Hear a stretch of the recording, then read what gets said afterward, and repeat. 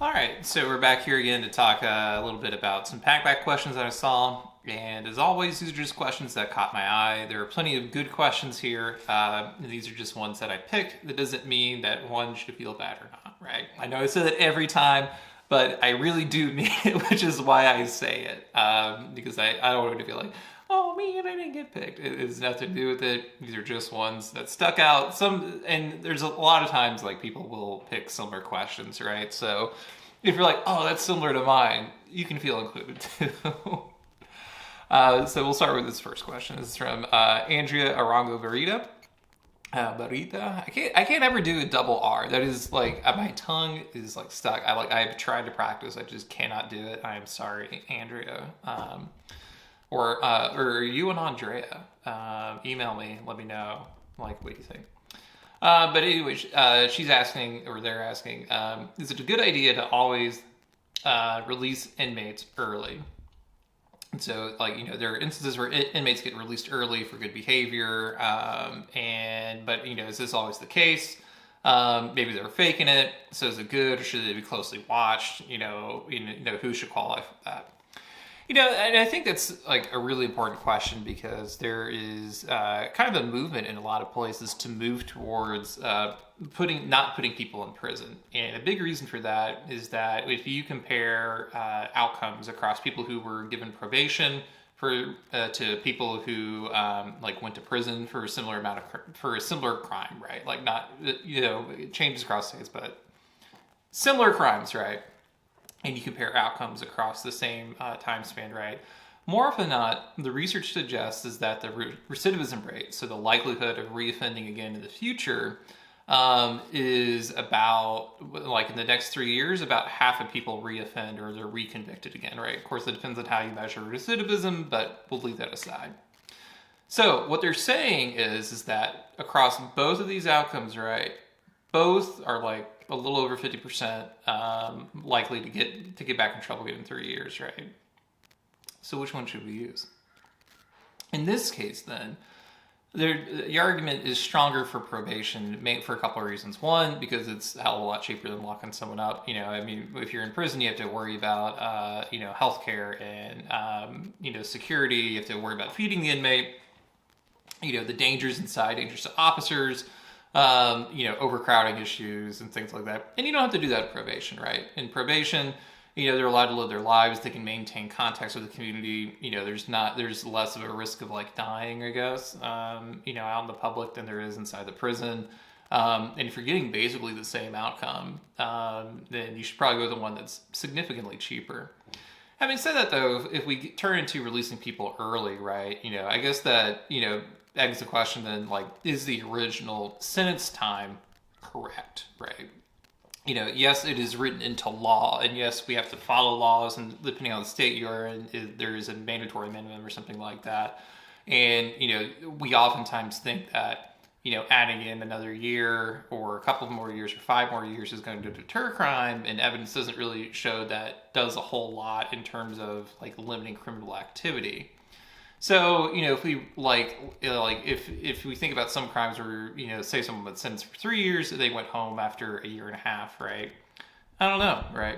I think that also depends on what you believe punishment should be, right? Is it strictly for retribution and we've decided this is the right amount of time in prison because that's what's even? Then you'd be more in favor of keeping them in until they met their term. If the purpose of punishment is to rehabilitate, though, and to deter people, then, maybe let them out a little early or something like that because they still lose all that time. And then while they're in prison, they still have to rehabilitate. So maybe they're not perfect. Of course, no one can't really be. And there's a lot of external pressures and changes that happen once you're outside again. But, to say, like, I guess you'd have to think about, like, what is the ultimate risk then of letting someone out early? Are they going to reoffend again? Most people, a little more than half of people reoffend within 3 years anyway, regardless if they got out early or not. There's a lot more challenges upon reentry than that anyway. And so is that a function of cutting out the punishment and shortening it? Who knows? Who can say, right? Does that mean we should pursue alternative punishment philosophies? Possibly, right? It depends on what kind of delivery system we have. If the problems are related to the difficulties of re-entering, do we need to change our approach?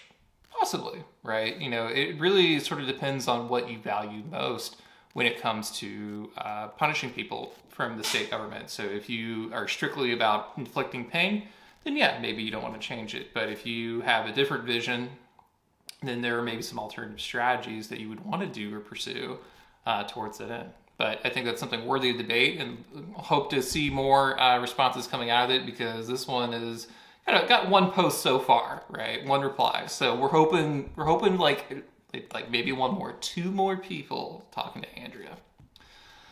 And then our last question is from Javier Alcaraz, who's asking, should all states look to decriminalize drugs, or is it a bad thing? And is citing the recent decriminalization that took place in Oregon. So they approach it as more of a public health thing, right? Real talk. My mom was pissed when she found out Oregon was doing it, like eye roll emoji, eye roll emoji. I can't believe they would do that eye roll emoji, eye roll emoji. And is like hardcore against this, right? Like she has like very strong opinions that, we should keep drugs criminalized, right? And I guess like, okay, so suppose we do that, right? A lot of people have drug addictions, right? And someone will experiment with, drugs probably in their lifetime, right? Oh, you disagree? Have you ever used caffeine? That's a drug, right? Anytime you use alcohol, that could be, thought of as a drug, right? Many people use marijuana. It's not a drug. It is in some states. It's Schedule 1 under federal law. People, we don't care about it in California, but, you get the idea. And so when you start thinking about, when people have access to crack cocaine or just regular cocaine, mushrooms or LSD or PCP or whatever, right? Why do we criminalize those, right? Is there really sense in saying like, hey, that person was using a crack pipe, they should go to prison, right? Really what we think about is that it's an alternative to get a different state of consciousness, but it's somehow legal with alcohol, but not with like a drug thing, right? Now, granted, crack cocaine is probably a lot more addictive, right? Same with cocaine in general, right? And there are health risks associated with heroin because you'd be spreading, bloodborne diseases and stuff like that. But is locking that person up really going to treat the problem, which is the person has an addiction and their life becomes revolved around it? If we lock people up, and we are just we lock someone up in jail and we say, hey, how dare you shoot up heroin? You were mainlining and we caught you with the paraphernalia. You're going to jail, buddy, or prison or whatever. Does that really do anything to help the fact that the person's like addicted to heroin? I mean, incredibly addictive. Probably not, right? They'll probably just be like, well, I can't wait to get out and shoot up again, right? Or they'll find it like in prison or jail or something like that.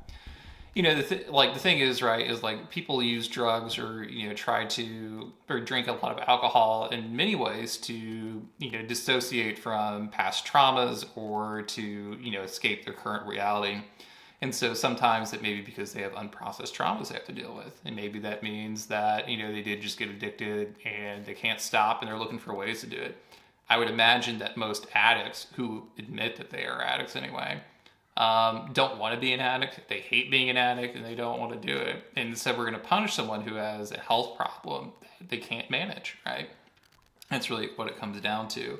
There are certain things that you can manage, right? Like I can manage not killing someone, right? It's very easy for me not to, pull the trigger. Whenever I see my shithead neighbor, I really restrict my urge to punch them in the face. But shooting, like overcoming addiction is not something that you can do, and a lot of people don't know what to do, right?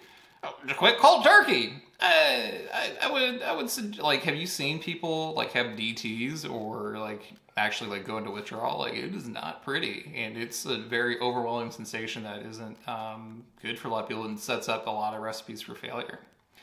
So I think, if you are thinking that it's a bad thing to decriminalize, I think you have to ask yourself then, like, why is it criminalized in the first place? And what was the original intent behind creating laws and enforcing people to do that? And is that the actual goal of, getting people to quit drugs, right? If the purpose is to quit drugs, why are we punishing them? And is that the best punishment, right? Which I think is a big question, and is this the best response to this particular problem, right? we have a tendency to have like these broad sweeping, arrangements where we want to apply and put everything in the same box and things like this. Well, since this worked here, it'll work for this person. We'll do it here. We'll do it here. We'll do it here. And, a lot of evidence suggests that it doesn't work, right? It doesn't work that way because everyone's different, every situation's different, and each problem is unique. You can't, broad brush it.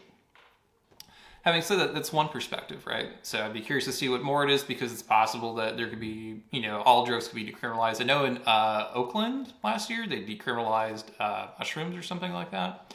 Like you can't like buy it, right, legally, but like if you get caught with it, they're going to be like, do you need some like treatment or something? But for now, we'll call this an end, and I'll see you guys in the next Packback video. So take care.